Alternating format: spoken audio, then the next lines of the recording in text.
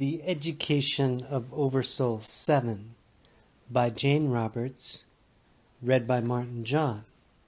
Chapter 15. Lydia's children grow backward in time, and Tweety delivers a message.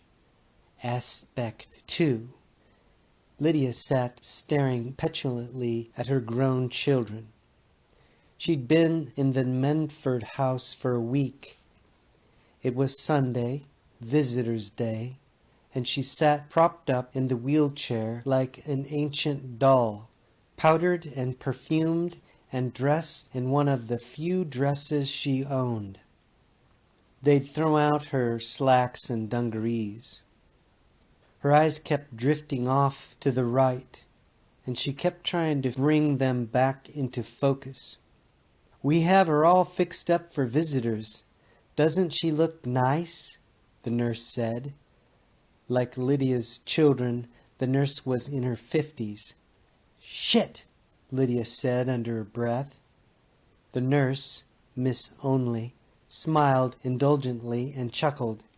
"Don't pay any mind," she said to Lydia's daughter, Anna. "Mama, you're looking well," Anna said nervously.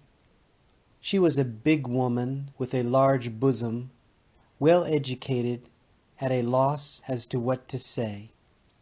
Lydia just stared.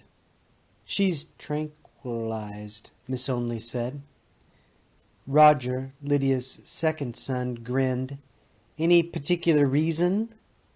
"She got upset the other day and threw her milk glass across the room. Then she cursed everyone out, ran down the hall, and was heading for the stairs when we caught her. I'd do it again if I had the chance." Lydia tried to say the words clearly, but they came out garbled, slurred. "It was the damn drugs." She strained to get out of her chair. "See? She can't articulate," Miss Only said. "The blood thinners should help bring more blood to the brain, but her condition is really irreversible." Lydia threw them a fantastic scowl this time. How could she get them to understand that she knew what was going on quite well? And who wouldn't try to get out of this stupid place? "Mama, what is it?" Anna asked. She took off her hat and gloves, laid them carefully on an empty chair, and came closer. In her mind, quite sanely, Lydia formed the mental words, "Get me out of this hellhole, and stop calling me Mama, as if you were 10.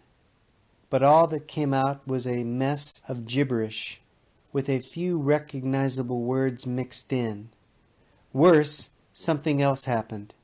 Before her startled eyes, Lydia saw Anna quickly change from a stout woman in her early 50s to a woman in her 30s. Lydia gasped, no longer able to keep track of the rapid transformation. In the next moment she saw Anna, aged approximately 7, standing there in a starched yellow dress. Lydia trembled in the recognition and shock. The dress. She just ironed it for Anna's birthday. "Mama, tie my sash," Anna said. "Say please," Lydia said automatically. "I said please, didn't I?" Anna asked. "No, you didn't," Lydia said. "But come here and stand still." She said quite clearly, "Come here and stand still," the grown-up Anna said to Miss Only and Roger. "Well, do it and see what happens," Roger said. Grown-up Anna came close to Lydia's wheelchair and stood there with a silly, I-don't-know-what-to-do look of embarrassment. For Lydia, the two figures merged one into the other. "Not you," she said irritably. It was terribly difficult to separate Anna Young from Anna Older, and Anna Older didn't need her at all. Why didn't she get out of the way? "Come here, honey," Lydia said, coaxing, to Anna Young. "Okay," Lydia smiled. By working something just right, she could block out Anna Older entirely and tend to the child. "You look lovely, Honeypot. Happy birthday," she said, glad now that she'd ironed the yellow dress after all. "You smell all nice and clean and starchy." "Mama, it's me," Anna Older said, near tears. "It's not my birthday." "Is that what you said? Who are you talking to?" "She's living in the past. She probably thinks you're a child or something," Miss Only said. "They go on like this way. She might come out of it in a minute." Roger didn't know where to look. He shook his graying head, adjusted his glasses, blew his nose, and tried not to look around at the other old patients. He had the oddest feeling that they were all staring, but when he took a quick look out of the corner of his eye, he saw that no one was paying the slightest attention. Anna Young pirouetted. "See how far out my skirt goes when I turn around and around?" "Round and around," Lydia laughed, delighted to be so young herself. God, how beautiful the child was! And even the kitchen, the leaves through the window all waving and alive. The ironing board stood there with the iron upon it, splashed with sunshine. She bent over, saw her own face reflected in the iron, and the smell of freshly ironed clothes rushed to her nostrils. What a fantastic day! The birthday cake on the table, the small guest shortly to arrive. "Oh, Mama!" Anna Older suddenly bent down and took Lydia's hand.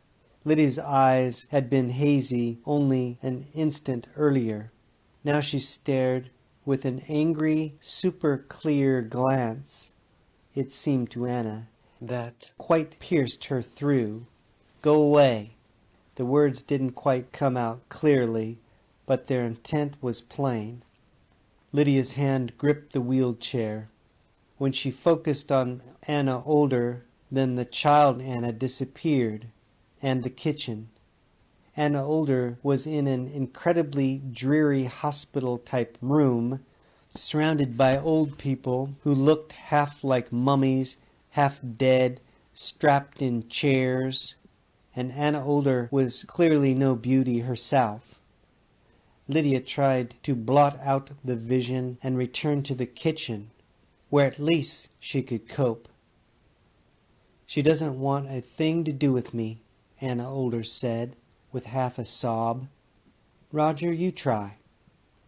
Lydia frowned. There they were, at her again. Now which Anna was that, and where was Roger? "Aw, Mom, it's a girls' party and I don't want to go," Roger said, coming into the kitchen. He wore dirty sneakers and torn jeans. "Don't, if you don't want to," Lydia said calmly. This kind of remark always disarmed him. "They're all little kids besides. I'm 10, he said. "And one day you'll be 11, she laughed. But somehow she knew she was on dangerous ground. One day he'd be 11, then 20, then 40, then 50. "It's me, Ma, Roger," Roger Older said. He was perspiring. He'd never put in such an afternoon in his life. He didn't know if he could bear to come back again. But Roger was Lydia's favorite. Nonplussed, she looked about. Roger Young and Roger Older were each there, the boy in the kitchen and the man in that awful hospital-type room. Her head throbbed. First the kitchen would disappear, to be replaced by the other room, then the reverse. Then, dimly, both would exist together again. Roger Young was on his way to the dining room desk where Lydia kept all her poetry, notes, books, and papers. He was carrying a glass of pop. She didn't want him to spill. "Don't spill that on my things," she called, "and get away from my desk." Lydia broke off, seeing Roger Older's face suddenly transposed on the boy. And Roger Older looked hurt. He thought she was yelling at him. Oh dear. What was he saying? She strained to hear. But Roger Young yelled, "Okay, Mom," and turned toward the kitchen, grinning. He was going to... "Oh no!" "What is it, Mama?" Roger Older asked, bending down. She tried to say, "I can't tell you now. You're going to spill..." "Oh," Lydia cried. The pop spilled all over her papers. Were they ruined? She had to clean it up before the party. Her arm swung out, knocking a glass of water off the tray that was attached to the wheelchair. "Oh," Lydia cried again. The wetness shocked her. "Look at what you did!" She scowled at Roger Older. Again her words were garbled. In the hospital-like room she couldn't make her tongue work right, although in the kitchen she had no trouble. Anna laughed, almost hysterically. "I think she's bawling you out for spilling the water." And Lydia thought, what the hell is going on? She'd seen this room before, but hadn't realized that she was in it. Yet she was. Of course, she was seeing it through the eyes of the old woman in the wheelchair. But how could this be, when she was simultaneously a young woman in the kitchen just before the birthday party for Anna? Her own thought made her grin. Now just how did you put a kitchen before a birthday party? Or in front of a birthday party? The party, then, had been years ago. Yet it was going on now. If she could do what she'd been doing, whatever that was, then she could catch the party in progress. "Do you know me, Ma?" Roger Older asked. She glowered at him. Of course she did. What a stupid question. If he'd just stay one age at a time, it would make things a hell of a lot easier. Here she was, trying to figure out what was going on, and he wanted to know if she knew him. Just like him. If she was losing her mind, she was certainly losing it in the craziest way, she thought. Then she realized that she wanted a cigarette. Smoke. The word came out in a croak after she tried to say Pall Mall and cigarette without success. They all stared at her. Ninnies! Patiently she made pantomime gestures of smoking. God, were they stupid? Didn't they understand anything? "You can't have a cigarette," Miss Only said finally. "You might burn yourself." "Even if we watch her?" Roger asked. "Well, all right." Roger, bless his heart, gave her a cigarette. Her fingers just wouldn't do what they were supposed to do to hold it, though. "Look out! She'll burn herself," Anna cried. "Oh, shut up," Lydia said in disgust. For once the words came out clearly. Anna recoiled. Someone next to Lydia chuckled. Lydia's normal vision returned. She swung around. An old man, with half of his teeth gone, was strapped to his own wheelchair a few feet away. He caught her eye. "That's Mr. Cromwell," Miss Only whispered to Anna and Roger. "Don't be frightened. He can't help slobbering like that. He's all right, just, well, you know." "Afternoon," Cromwell said brightly. He spat through his teeth, just missing the toe of his right foot. Anna blatched. Lydia tried to say, "What manners?" but this time she couldn't get her tongue to move right at all. "Nice day," Cromwell said, leering at Roger. "Why, he knows what's going on," Anna said, horrified, to Miss Onley. "Be quiet. He can hear you," Roger whispered back. "I think it's time for us to go, Mama." "We don't want to tire you out," Anna said nervously.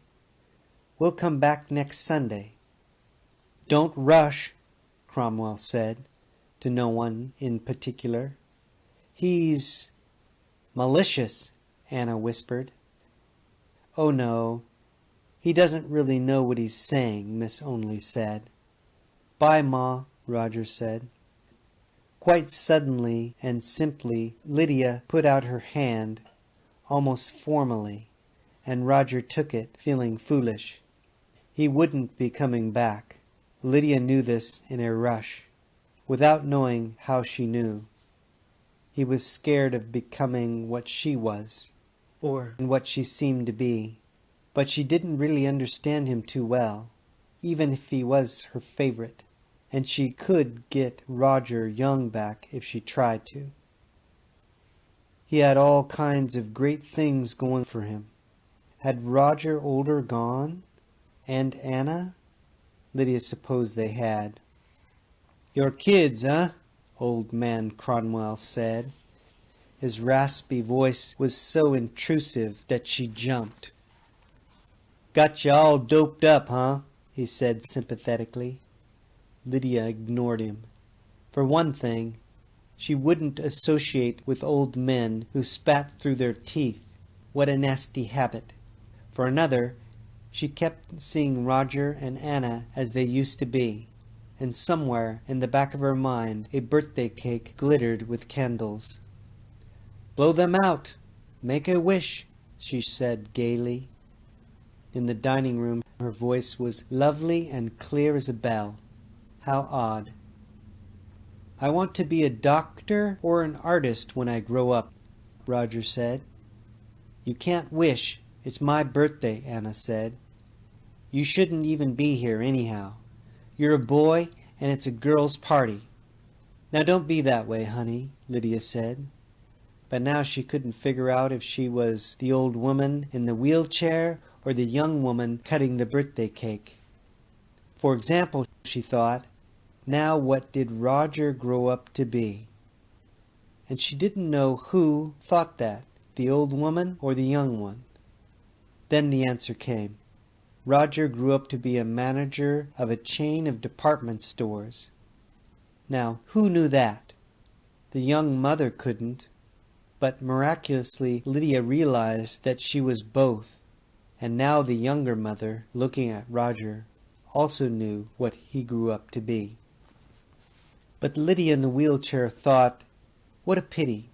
Not that she had anything against department store managers, but suppose she'd encouraged Roger's drawing more when he was little. She thought she had, then, of course. Still, desperately, she tried to remember. What games had they played that day? Pin the tail on the donkey? Hide and seek? Suppose she stepped in and made a change. Could she? Well, it was never too late to start. Roger is going to make pastel sketches for each of you, she said quickly. Just like a real artist. And you can take them home. Roger said, "Wow!" and rushed off for his materials. Odd that only now she remembered how crazy he used to be about art. He used to copy the funny papers for hours. Now she was all mixed up again. Was she changing the past? And if she was the old lady and the young mother at the same time, then she had changed the future too? Would Roger be different? Of course, he might not respond to the encouragement either. She might end up not helping him at all, if that would be helping him. And had she done enough, or would she have to keep it up, inserting encouragement in suitable places in the past? Someone said something to her in the hospital-like room. She tried to see who it was, but when she went back to the woman in the wheelchair again, everything got foggy. "Time for your pill," Miss Only said. "We have a new nurse coming late today. We want to have our medications all taken care of, so she can just relax and get to know everybody." Where the hell had the nurse come from? What was she chattering about? Lydia scowled again. What was real and what wasn't? Could she get back to the birthday party? She certainly wasn't going to stay here with that maddening, condescending person. Now, Miss Only said. Lydia was quite exhausted. She stared at the nurse, or tried to. Her eyes kept going to the right again. Miss Only put the pill in Lydia's hand and gave her the water. Lydia swallowed the pill resentfully and went on with her own thoughts, lost in them. But as the medicine took effect, everything became blearier.